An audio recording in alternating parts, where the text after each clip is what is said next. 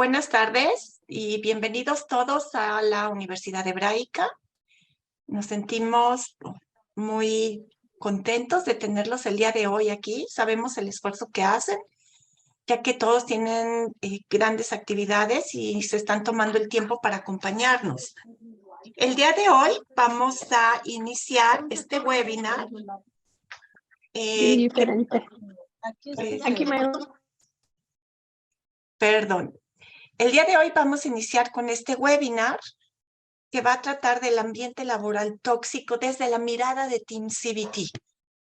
Entonces, vamos a ver primero qué es la terapia Team CBT. Ustedes se preguntarán qué es, quién la hizo, quién la creó, quién es el autor. Bueno, aquí sabemos que además de los beneficios que ya son conocidos por la terapia cognitivo-conductual, la terapia Team CBT está enriquecida con un marco terapéutico que contiene testing, que son pruebas. Nosotros continuamente, cuando tenemos un paciente, estamos midiendo sus estados de ánimo a través de cuestionarios, a través de preguntas, desde que llega hasta que se va de la sesión. Tenemos la E de Empathy, que son los 5 secretos de comunicación efectiva, que el día de hoy vamos a poner mucho énfasis en ellos. Y vamos a establecer una agenda, que es una agenda paradójica. ¿Qué quiere decir esto? Que nosotros no vamos a tratar de convencer al paciente de cambiar, sino a través de la paradoja va a ser el paciente quien nos convenza que quiere cambiar. Y lograr esto, que el paciente ya nos está pidiendo quiero el cambio, nos hace que tengamos un camino recorrido muy importante y nos acerque muchísimo al éxito, al objetivo de la terapia. Finalmente, los métodos. Nosotros en la certificación enseñamos lo que son 50 métodos básicos como para poder tratar lo que es la ansiedad, la depresión, los hábitos, las adicciones y las relaciones. Este modelo fue creado por el doctor David Burns, que es un emérito profesor de la Universidad de Stanford y tiene en su haber diferentes libros, pero principalmente se distingue el de sentirse bien, feeling good, que fue un bestseller y lleva más de 5 millones de copias vendidas solo en los Estados Unidos. ¿Sí? Ha sido traducido a más de 30 idiomas. Entonces, hoy vamos a hablar de qué es el ambiente laboral tóxico. Y bueno, un ambiente de trabajo tóxico es aquel en el que el malestar, las discrepancias y la disfunción están a la orden del día. A mí me parece que en general el ambiente laboral es hostil. ¿Por qué? Porque es de mucha competencia, ¿sí? Entonces, a través de la competencia se generan celos, se generan envidias, resentimientos, y esto también son ingredientes que hacen que este ambiente laboral se vuelva tóxico. Es una cultura que fomenta los entornos laborales agresivos y que hace la vista gorda ante el liderazgo abusivo y arbitrario. Entonces, ¿cómo vamos a lidiar con esto? ¿Qué se considera principalmente un ambiente laboral? Que sea malo, que sea desagradable, que sea tóxico. Entonces, un mal ambiente laboral puede provocarse por diferentes factores. Podría ser que la fricción o la mala relación entre compañeros o compañeras, sin duda, sea uno de los factores, pero uno de los grandes motivos por los que se genera este malestar, este ambiente laboral tóxico, es un mal clima. Otras de las grandes causas que genera descontento laboral es la infravaloración de la plantilla. Es decir, el sentimiento que el empleado o la empleada adquiere con el paso del tiempo por obtener un reconocimiento laboral nulo o casi inexistente. Como hablábamos, el ambiente laboral generalmente es bastante agresivo, hay mucha competencia, pero también dentro del ambiente laboral se da mucho la injusticia, la descalificación, el invalidarte o ignorarte. Y esto genera muchos sentimientos muy, muy desagradables. Ahora, mi querida colega Silvina Bucci nos va a hablar de la seguridad. De las 6 necesidades humanas. Ok. Hola a todos y bueno, una gran parte de por qué hacemos lo que hacemos en nuestra vida personal y en la laboral son las 6 necesidades humanas, que son derivadas de las necesidades humanas de la pirámide de Maslow, ¿no? Entonces, una vez que tenemos cubiertas nuestras necesidades fisiológicas, estos requisitos que necesitamos para que nuestro cuerpo funcione, ¿no? Que son como el aire, la comida, la bebida, el sueño. Entonces, una vez que tenemos estas necesidades satisfechas, entran las necesidades emocionales. ¿Sí? ¿Y por qué es importante saberlas en nuestra vida profesional? Porque es gran parte lo que nos impulsa, lo que impulsa nuestra conducta humana. Entonces, son fruto de nuestras acciones, ¿sí? Lo que pasa con esto es que saber cuáles son las necesidades, conocer las necesidades humanas, justamente nos va a permitir ver por qué la otra persona actúa como actúa, ¿no? Poder conocer un poco de eso. Y quizás es porque está tratando de cubrir una necesidad, ¿no? Entonces, poder conectar de esta manera y saber cuál es la necesidad que el otro está cubriendo hace que uno entienda las acciones de un compañero, de una compañera de trabajo, de un jefe, de quien sea. Entonces, lo primero que necesitamos saber es si queremos tener el deseo de entender al otro, ¿no? Para poder entender la dinámica. Vamos a pasar, ok, seguridad. Entonces, la primera necesidad es seguridad o certeza. Todos tenemos la necesidad de certeza, de seguridad, de estabilidad, de previsibilidad en nuestras vidas y queremos sentirnos seguros en nuestros trabajos, en nuestros hogares y en nuestras relaciones. Algunas personas persiguen esta necesidad esforzándose por controlar y, si es necesario, manipular todos los aspectos, incluidos los proyectos que ejecutan y las personas que trabajan para ellos y con ellos. El cerebro humano no está diseñado para manejar grandes niveles de incertidumbre. Es demasiado estresante para el ser humano. Por lo tanto, una persona que tiene la necesidad de seguridad primordialmente hará grandes y desesperados esfuerzos para obtener certeza. El problema es cuando este esfuerzo que hace y esta manera de cubrir esta necesidad de seguridad y certeza la hace de una manera negativa, ¿no? Porque todas estas necesidades podemos cubrirlas positivamente o negativamente. En un caso negativo, una persona dentro de una oficina o un lugar de trabajo en una empresa puede tratar de cubrir su necesidad de seguridad con una microgestión, que le aporta certeza de que las cosas se van a hacer a su manera. Entonces se encarga de hacer todo para que nadie pueda hacer nada y él sepa que está haciendo las cosas bien. Puede ser con retraimiento, ¿no? Le trae certeza de que lo van a extrañar, de que van a hablar de la persona y llama la atención. Entonces, con silencios.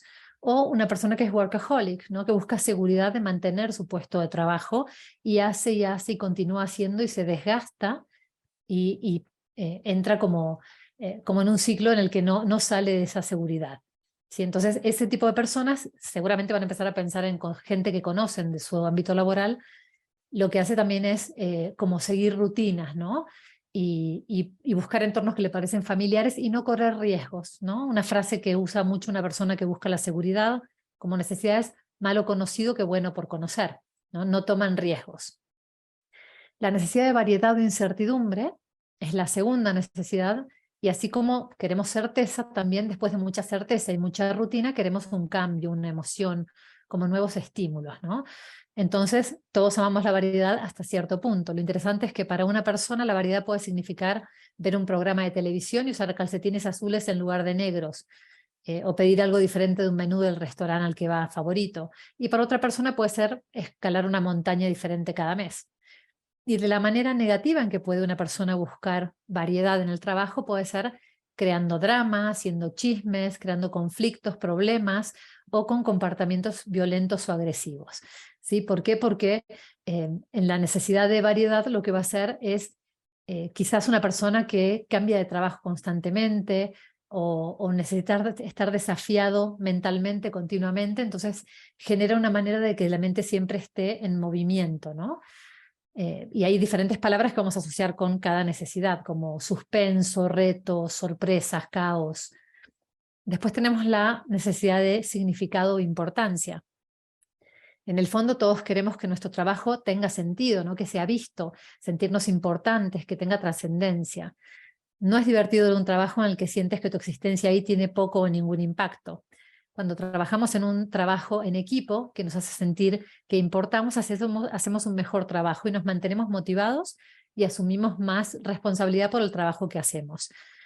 La manera negativa de buscar significado o importancia o de ser visto puede ser menospreciar a las personas para elevarse a sí mismos o ser demasiado competitivos, ¿no? Entonces esta lista puede ser eterna.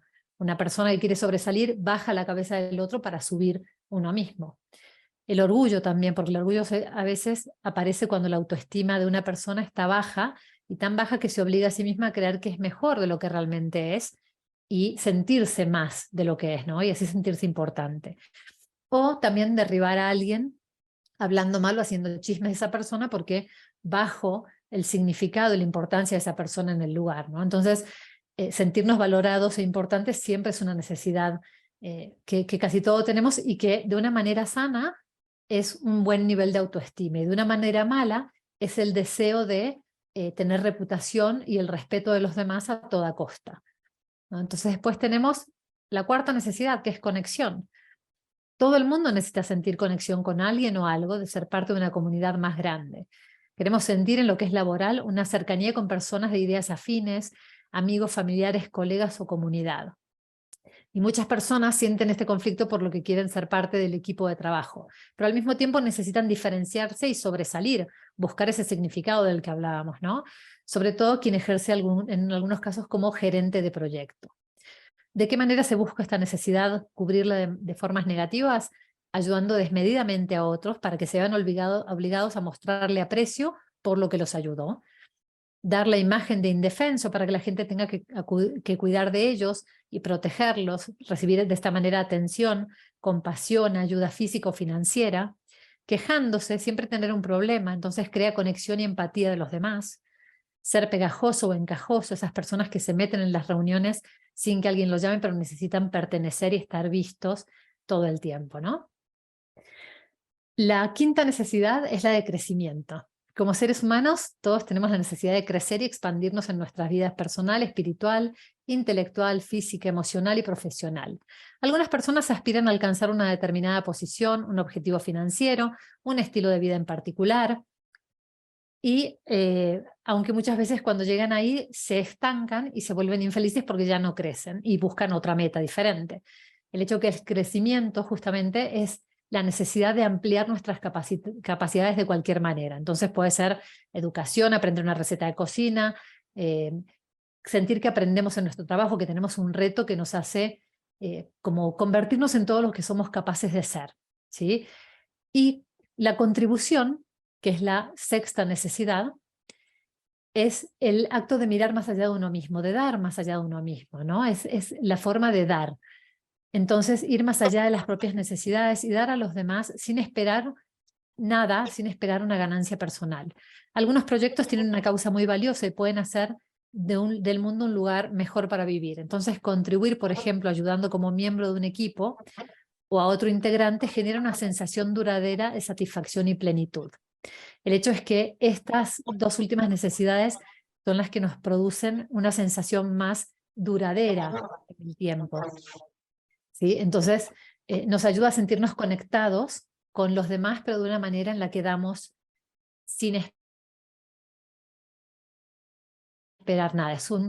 Por ejemplo, en el trabajo podría ser una persona que da un servicio al cliente excepcional, ¿no? Que quiere dar más de sí mismo. Entonces, ser capaz de contribuir y generar un impacto positivo en los demás, ¿no? Entonces, por ejemplo, en lo que es laboralmente, quizás viajar a un congreso en el que me capacito puede ser sumamente gratificante, ¿no? Porque cuando podemos sabernos, me siento importante, genero conexión con otra gente, estoy en el lugar de crecimiento y hago contribución porque seguramente hago algún aporte participativo. Entonces hay muchas actividades dentro de lo laboral que hacen que la gente quiera destacar por una forma u otra cubriendo una necesidad.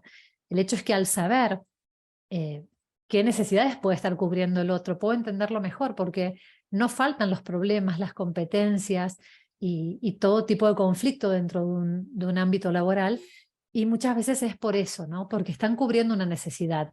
El hecho es que, aunque entendamos la necesidad que nos sirve para poder entender al otro, necesitamos una manera de comunicarnos con las personas para poder justamente no solo cubrir nuestras necesidades, sino también manejar una situación que puede ser conflictiva por sea la cual sea la necesidad que esta persona está tratando de cubrir. Entonces, para manejar los conflictos de una manera asertiva, es que Victoria nos va a hablar de los 5 secretos de comunicación efectiva.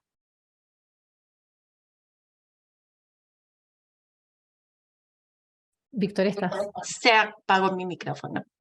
Muchísimas gracias, Silvina. Como siempre, muy interesante todas tus aportaciones. Y bueno, este es el preámbulo para ver por qué es tóxico, ¿no? Un ambiente laboral. Y como dijiste bien, ahora vamos a entrar en el modelo, los 5 secretos de comunicación efectiva. Entonces, es aquí cuando nos vamos a presentar. Yo soy Victoria Chicurel, soy licenciada en psicología clínica y tengo una maestría en psicoterapia individual y de pareja. Y bueno, soy entrenadora de Team CBT de nivel 4 y lo que estamos ofreciendo aquí en la Universidad Hebraica es la certificación del modelo de Team CBT. El día de hoy tengo el gran honor y el gran gusto de que me acompañe mi colega Silvina Bucci. Si te quieres presentar, por favor, Silvina. Soy Silvina Bucci, soy Team CBT nivel 3, soy terapeuta individual y de parejas, y es un gusto estar hoy con ustedes. Y gracias, Victoria, por invitarme. Es un gusto que hayas aceptado, Silvina. Siempre enriqueces estos espacios. Y bueno, lo que vamos a hacer es que vamos a dejar las preguntas para el final. Abrimos los micrófonos y cualquier duda o pregunta que tengan, con mucho gusto se las vamos a responder. Y ahora vamos a ver qué son los 5 secretos de comunicación efectiva y por qué son métodos tan importantes dentro del modelo de Team CBT, por qué son herramientas que son tan realmente poderosas. Vamos a ver que primero tenemos el desarme. ¿Qué es eso de desarme?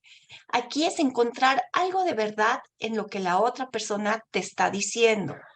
A veces puede parecer totalmente irracional o injusto lo que el otro te dice, pero si tú realmente lo escuchas y puedes entender, puedes ponerte en sus zapatos, vas a encontrar algo de verdad. Siempre que hay una queja, siempre que hay un ataque, hay algo de verdad. Quizá haya un 5% de verdad o un 100%. Cuesta mucho trabajo encontrar qué de verdad tiene el otro, porque a nuestro ego no le encanta eso. Pero si aprendemos a usar estas herramientas con habilidad, no solo vamos a generar un mejor ambiente laboral, sino también vamos a tener un mejor ambiente en casa, en familia, con nuestros vecinos, etcétera. También vamos a enseñar qué cosa es la empatía, porque aquí la empatía se divide en empatía al pensamiento, que aquí es parafrasear las palabras de la otra persona para hacerles sentir que están siendo escuchadas. Si yo puedo repetir literal lo que tú me estás diciendo, vas a sentirte realmente entendido, escuchado, que te puse el 100%. Y eso es ser, acerca, conecta mucho a las personas. También tenemos la empatía al sentimiento. Después de haberte escuchado y estar totalmente atenta en un 100% de lo que me estás diciendo, entonces puedo expresar cómo probablemente creo que tú te estás sintiendo basándome en lo que me dijiste. ¿Sí? Solo puedo imaginar cómo te sientes si pude ponerme en tu lugar.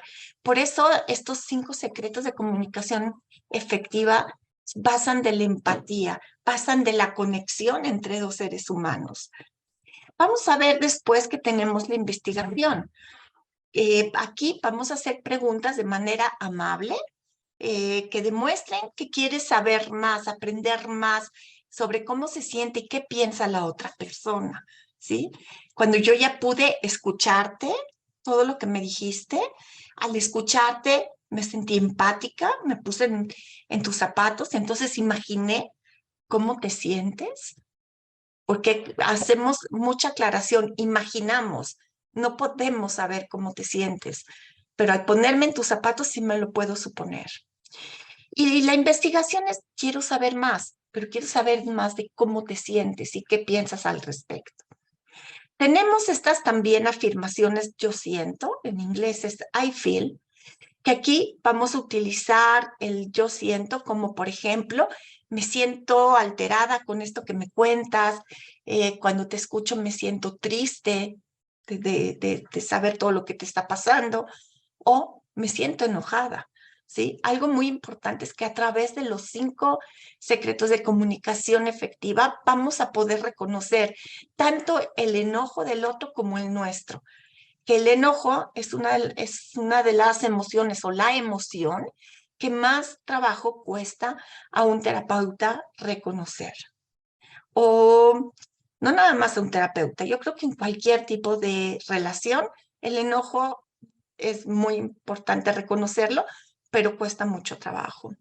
Y finalmente vamos a ver qué son las caricias. En inglés les llamamos strokings. Son estas caricias emocionales en donde encuentras algo genuinamente positivo para poderle decir a la otra persona, aun cuando sea el momento más tenso de la pelea.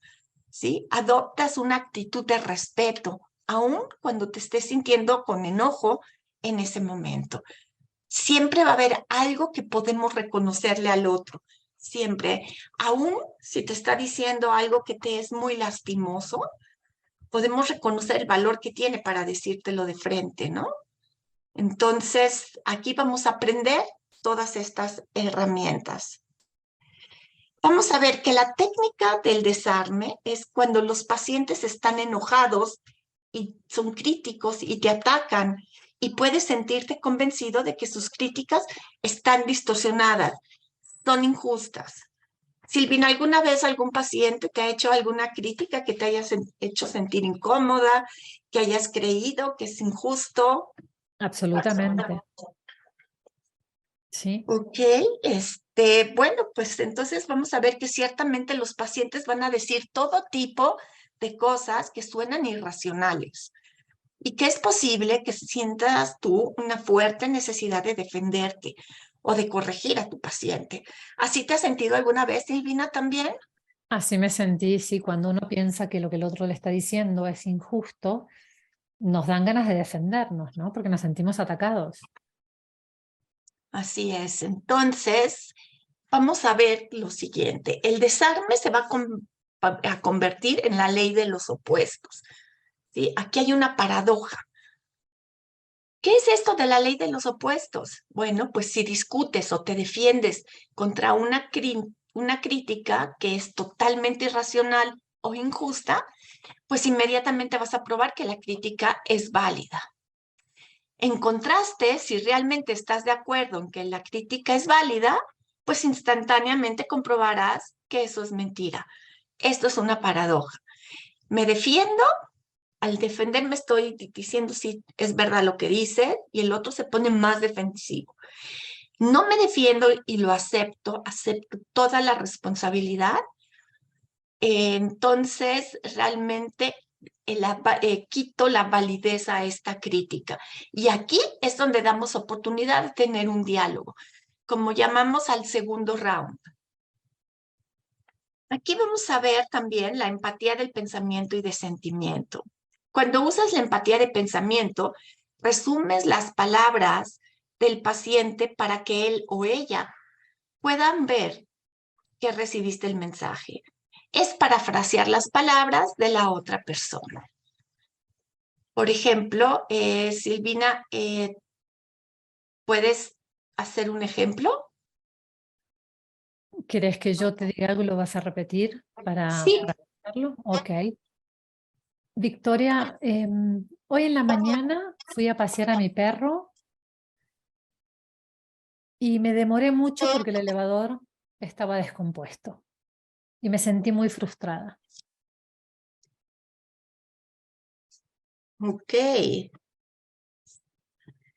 Silvina, me dices que hoy en la mañana saliste a pasear a tu perro y que te demoraste muchísimo porque el elevador estaba descompuesto y que te sentiste frustrada. ¿Sabes? Me imagino que también te sentiste enojada y te sentiste decepcionado de la administración de tu edificio. Es así. Gracias, Sí. Silvina. Vamos a Entonces, poner un ejemplo en el ámbito laboral, ¿te parece? me encanta la idea. Solo permíteme un segundo. Cuando vieron que hicimos este ejercicio, aquí pueden ver que la empatía al pensamiento es una herramienta de cero tolerancia. ¿Qué quiere decir cero tolerancia? Cero tolerancia significa que no puedes añadir nada que el paciente o que el otro no haya dicho, pero tampoco lo puedes omitir. Si ustedes vieron, repetí exactamente las palabras que Silvina dijo. Ahora, cuando utilizas en la empatía al sentimiento, puedes reconocer cómo probablemente se siente el paciente dadas las palabras que usó él o ella. Por eso dije, me imagino que te sentiste enojada o quizá decepcionada de la administración de tu edificio. Entonces, me encanta tu idea, Silvina, de hacer un ejemplo en cuanto al tema laboral. Victoria, necesito que para el miércoles tengas listo el reporte de accionistas actualizado y sin errores. Ok. Silvina, permíteme un segundo. Ok, Silvina, me dices que necesitas que para el miércoles yo tenga listo el reporte de los accionistas, que esté actualizado y que esté sin errores. Me imagino que te sientes agobiada y que estás preocupada y quizá también te sientas insegura. ¿Es así, Silvina? Es correcto, es así. Ok, muchísimas gracias. Entonces, aquí pueden tener una muestra de cómo manejamos empatía, pensamiento y cómo manejamos la empatía al sentimiento. ¿Sí? Ahora vamos a ver qué es la investigación. Cuando hacemos empatía al sentimiento, podemos, por ejemplo, preguntar, ¿estoy en el camino correcto? Este es un ejemplo de la tercera habilidad de escucha de la investigación. El objetivo de investigación es abrir al paciente y fomentar un mayor diálogo para que entonces puedas aprender más sobre cómo el paciente está pensando y se está sintiendo. Se pregunta de manera amable y son preguntas que demuestras que quieres aprender más sobre cómo se siente. Entonces, como vieron ahorita, yo le pregunté a Silvina, quizá te sentiste, te sientes agobiada y te sientes insegura, preocupada, etcétera. Y le pregunté, ¿es así, Silvina? Eso es parte de la investigación. Eso me permite saber si estoy entendiéndola bien.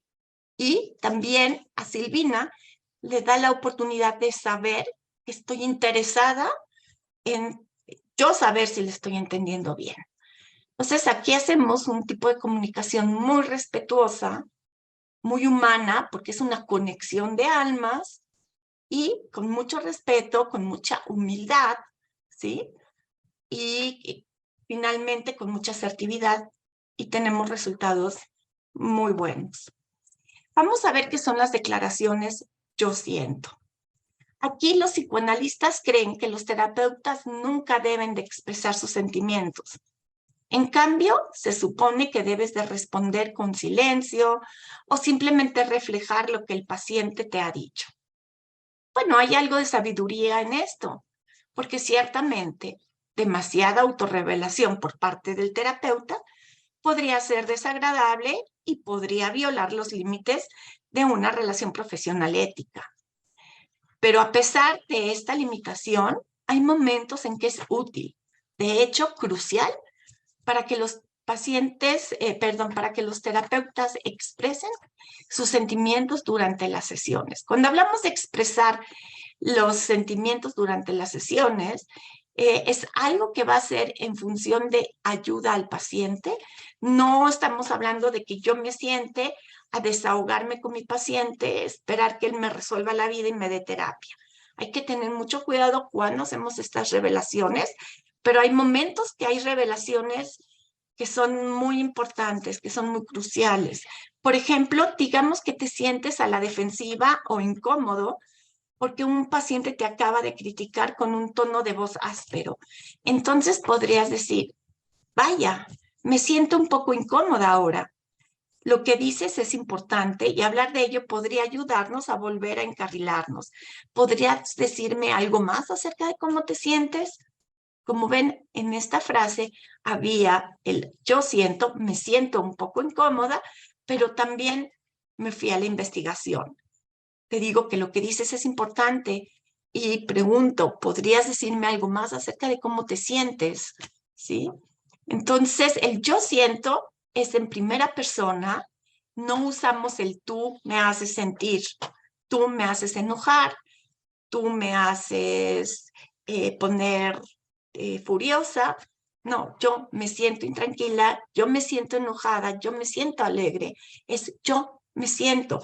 Cada persona se puede sentir de la manera como se siente, pero esto no es una acusación. Cuando tú dices, tú me haces enojar, eso es una acusación. Y ahí que vamos a generar, pues una guerra, ¿no? Una defensa. Entonces, vamos a ver finalmente qué son las caricias. Aquí es mostrar respeto. Esta es la última de las 5 técnicas de comunicación. Aquí vamos a transmitir admiración o respeto, incluso en el calor de la batalla. El trazo se basa en el trabajo del teólogo del siglo XX, Martin Buber. No sé si están familiarizados, pero Martin Buber describió 2 tipos de relaciones. Una es yo-eso y relaciones yo-tú. En las relaciones yo-eso se caracterizan por la competencia, la interna batalla y la falta de respeto. Ves a la otra persona como un objeto y tu objetivo es manipularlo, herirlo o derrotarlo. Que precisamente este tipo de comunicación es la que se da muchísimo en el ambiente laboral y por eso se hace tóxico. ¿Sí? En contraste, en una relación yo-tú, tratas a la otra persona con respeto, incluso si ambos se sienten enojados o profundamente heridos. Una relación yo-tú tiene un componente espiritual. Son 2 seres humanos que están intercambiando pensamientos, sentimientos, ideas. En el yo-eso es un ser humano que ve a alguien como un eso, un objeto. Hay una gran diferencia. Entonces, aquí, como habíamos dicho, puede ser que te parezca muy injusto, que no te agrade lo que te están diciendo, pero siempre, siempre puede ser encontrar algo que puedas mostrarle respeto al otro, ¿sí? Esta habilidad también cuesta trabajo porque también al ego no le gusta, pero como les dije, si alguien me dice algo que me dolió muchísimo, puedo decir, aunque me siento incómoda, la verdad es que valoro mucho tu honestidad y que hayas venido y me lo hayas dicho. Vamos a ver cuáles son los errores comunes y cómo los podemos evitar. Silvina, ¿quieres compartir estos errores de la técnica del desarme? Claro. Los errores comunes en la técnica del desarme, que es la técnica más valiosa de los 5 secretos de la comunicación efectiva, pero es la más difícil de aprender, porque nos cuesta muchísimo bajar el orgullo, ¿no? Y entender que todos tenemos razón, no somos los dueños de la verdad. Son el orgullo y la vergüenza, que es posible que no desees reconocer la verdad en las críticas del paciente porque no quieres verte mal. Puedes temer que tus pacientes te menosprecien si cometes un error terapéutico o si los tratas de manera insensible. Esto como si un profesional de la salud mental o de cualquier otro rubro no pudiera nunca cometer un error, ¿no? Y todos los seres humanos lo hacemos. También está la verdad. Puede que te resulte difícil dejar de lado tu propia versión de la verdad, por lo que no puedes ver que realmente hay verdad en lo que el paciente está diciendo. La técnica del desarme significa que literalmente estás de acuerdo en la crítica del paciente y la ves como verdadera. Este concepto es alucinante para algunos terapeutas porque no pueden ver cómo la crítica del paciente podría ser cierta. Los errores al usar la técnica del desarme son temor. Cuando realmente estás de acuerdo con una crítica, te quitas tus propias defensas. Algunos terapeutas encuentran esto amenazador porque creen que tienen que mantener a sus pacientes en una posición y nunca renunciar a su papel de expertos. Piensan que algo terrible pasará si están de acuerdo con lo que un paciente crítico les dice, por lo que se defienden.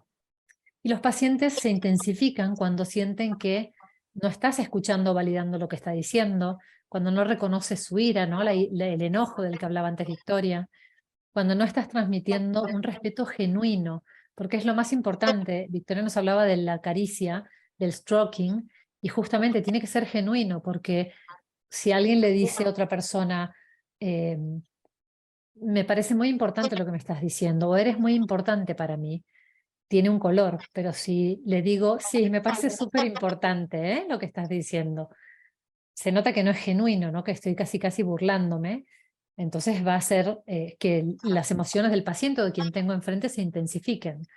Sonar a la defensiva, estás ocultando tus sentimientos de vulnerabilidad o incomodidad y tratando de mantener una fachada profesional, ¿no? Esa diferencia que sentimos que el profesional es más que el paciente, cuando son, como dice Victoria una vez más, encuentros de almas, ¿no? Son dos seres humanos.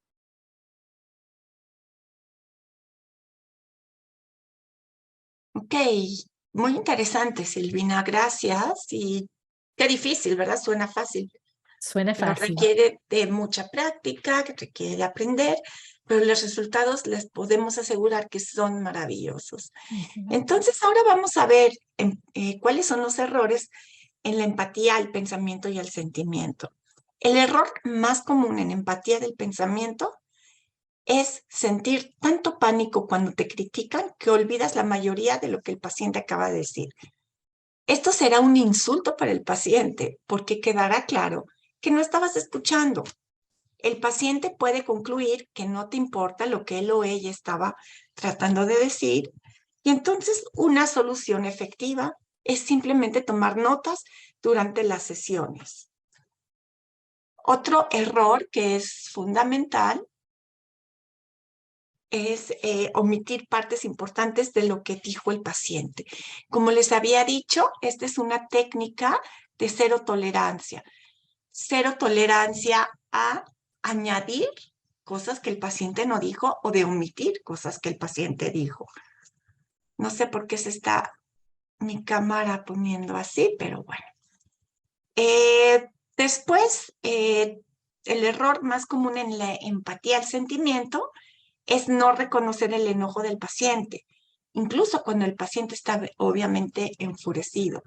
Puede ser no reconocer el enojo del paciente o de tu esposa o de tu hijo o de tu jefe, ¿sí? Y en la empatía del sentimiento, un error es decirle al paciente, te debes de estar sintiendo X o Z, o esto suena a una acusación y el paciente se pone entonces a la defensiva.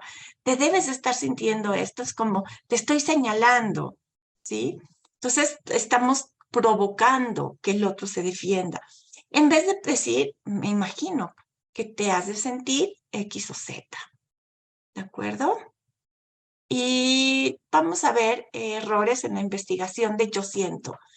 Silvina, ¿los quieres compartir, de favor? Claro, los errores de investigación, en la investigación, y yo siento, son cuando los pacientes te critican o se quejan de que no están llegando a ninguna parte con la terapia. Puedes ofrecerles solucionar el problema o preguntar, ¿cómo puedo hacerlo mejor?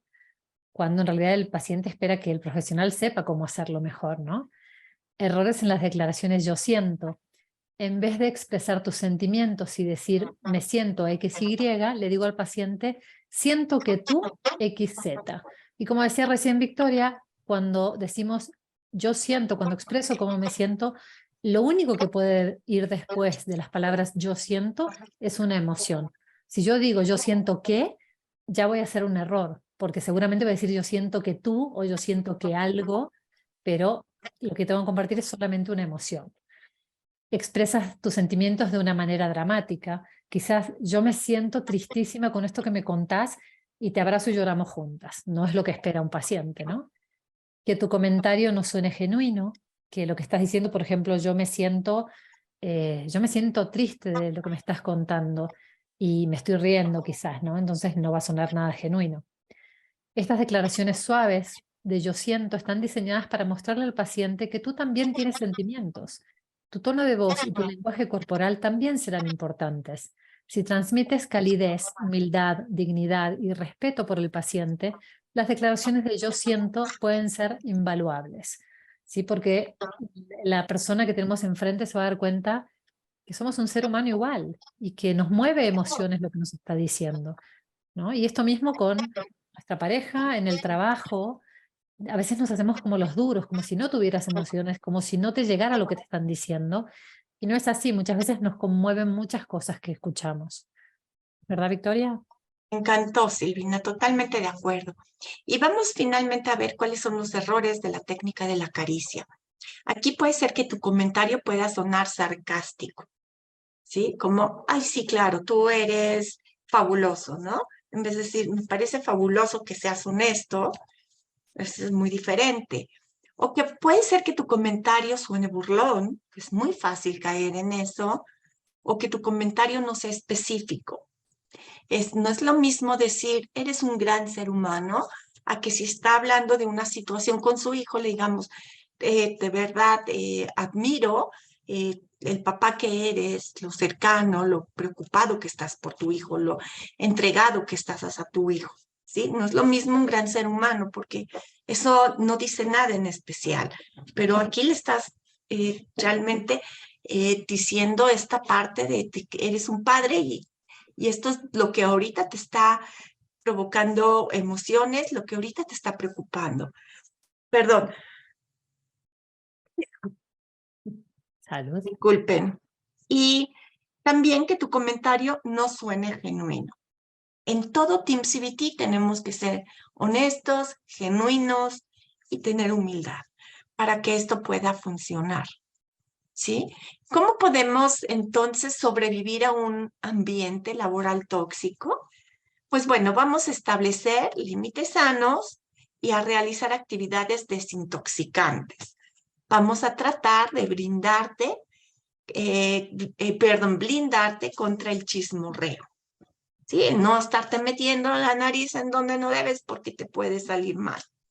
Identificar lo que puedes cambiar y también darte cuenta de lo que no puedes cambiar, no luchar contra de eso. Ser fiel a tus principios. Toma una decisión y actúa conforme a ella, ¿sí? Por ejemplo, si tu decisión es hablar con tu jefe y explicarle por qué hubo errores en la declaración, bueno, ve y sé conciso y atrévete a hacerlo. Habla con respeto usando los 5 secretos de comunicación efectiva y seguro vas a tener muy buenos resultados. Y procurar mantener una actitud que sea positiva. Mientras eso sucede, acá están 7 cosas que puedes hacer para tener jornadas laborales que sean más tranquilas y más productivas. Limita el trabajo, mantenerse ocupado, adecuar el ambiente. Por ejemplo, en mi escritorio, tenerlo limpio, tenerlo recogido, tener las cosas que necesito, ¿sí? Mantenerse ocupado es estar todo el tiempo viendo mis pendientes, haciendo mis llamadas y no metiéndome en cosas que no debo. Evitar estar con gente negativa, esa gente que todo el tiempo está hablando mal de los compañeros, que está quejándose, que está juzgando. Hay que tratarla de evitar, de lejitos. Recordar las metas. ¿Cuáles son tus metas dentro de la empresa? ¿Cuáles son las metas que quieres alcanzar?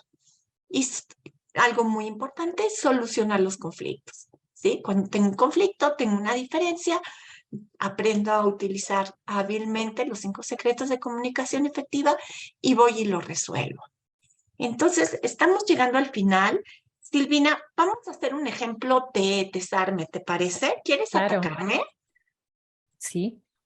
Victoria, este trabajo que entregaste estuvo muy deficiente. Wow. Silvina, me dices que este trabajo que entregué estaba muy deficiente. ¿Y sabes qué? Tienes razón. Estas semanas no he estado dando mi 100%. Me siento realmente incómoda al escuchar esto, pero aprecio tanto tu honestidad y que me lo digas de frente. Quisiera preguntarte, ¿qué más piensas al respecto y cómo te sientes con esto? Muy ¿Ok? bien. Aquí fueron los 5 secretos de comunicación efectiva, como pudieron ver, en donde es el desarme, tienes razón. Sí, yo puedo reconocer que estas 2 semanas no he sido la mejor trabajando. Sí, quizá me desvelé, quizá me dolió la cabeza, pero hay que encontrar en qué sí tienes razón. ¿Hacemos otro? Claro. Victoria, me choca que dejes la copiadora sin papel y otra vez no le pusiste papel después de usarla. Uy, uy, uy, Silvina, me dices que te choca que deje la copiadora sin papel y que otra vez no le puse papel después de usarla. Y sabes que me imagino que te sientes en este momento enojada y resentida conmigo porque tienes razón. Estuve muy distraída y no puse el papel. Me siento muy apenada y de verdad aprecio mucho la confianza que me tienes y que vengas a decirme cómo te sientes, pero sin embargo quisiera saber un poco más. ¿Qué piensas al respecto y cómo estás? ¿Cómo te sientes?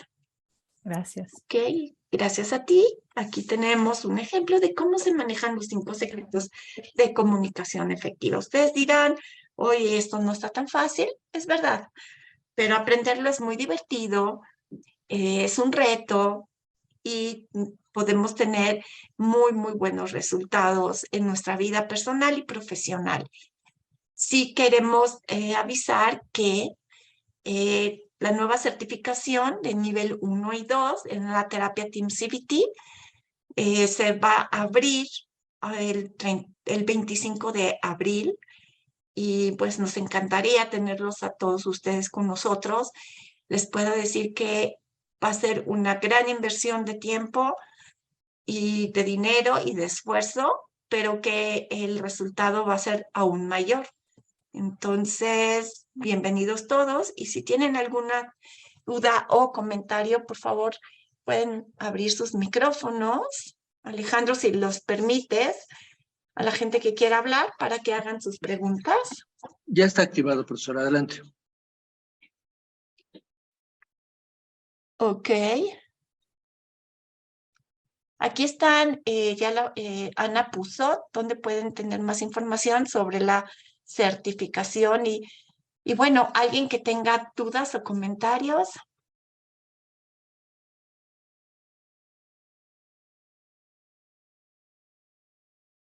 Si gustan, pueden activar sus micrófonos, ¿eh? Adelante.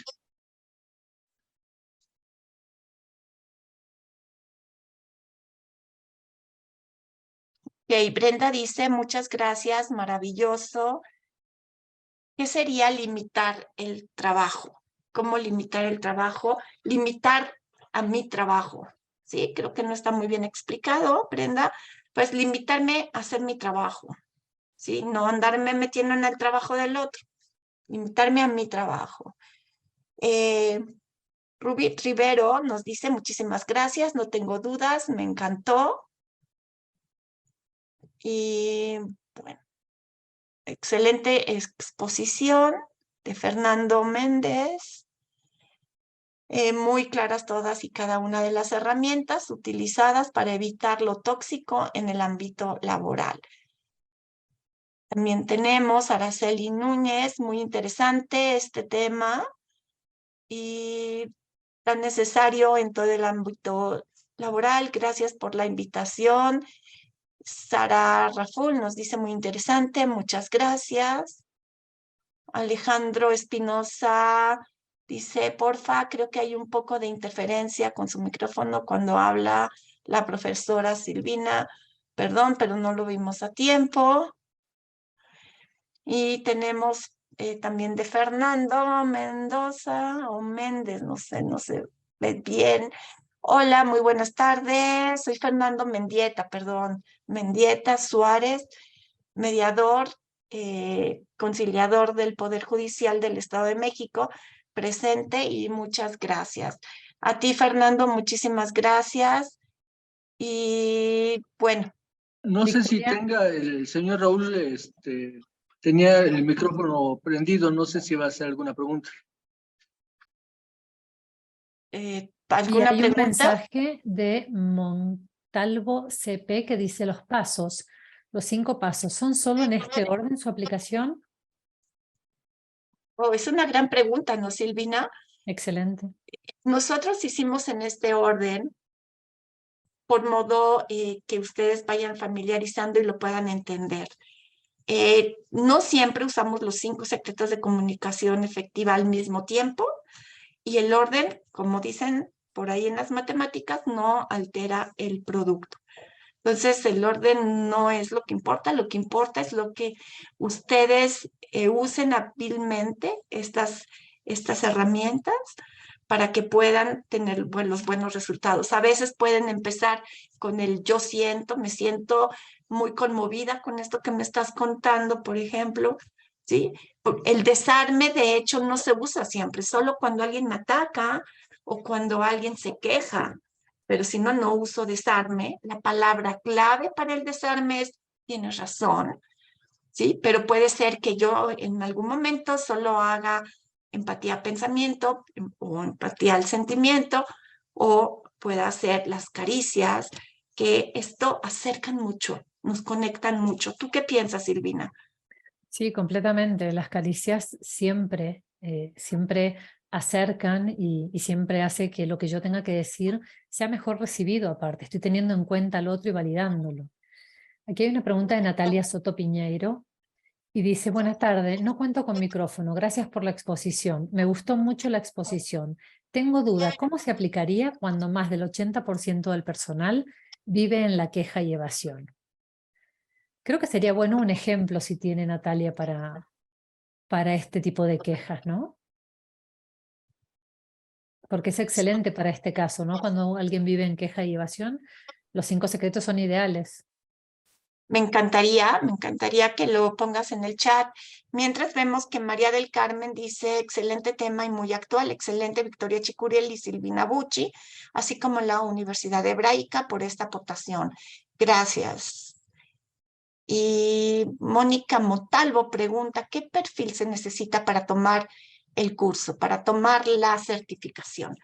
Bueno, para tomar la certificación está dirigido a la gente que trabaja en salud mental, psiquiatras, médicos, enfermeras, trabajadores sociales principalmente.